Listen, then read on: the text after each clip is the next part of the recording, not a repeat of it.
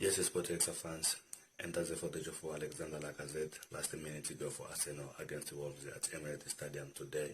What a comeback from Arsenal from 1-0 down to 2-0 up. It's an unbelievable performance from Arsenal player today. The fighting until the end shows clear how Arsenal needed to play in Champions League for the next season. Brilliant to go from Pepe, who come from the substitute. They go from Alexandre Lacazette to give Arsenal all lead up at the Emirates Stadium today. It's unbelievable. All in all, wish him all the best. Starting very well in today's games, but Wolves getting earlier goal until the first half, and the Arsenal come back the second half. It's unbelievable performance from them. So please subscribe, like, comment, and share. Don't forget to notification on for my daily update. Ciao guys, enjoy my daily video. Peace out.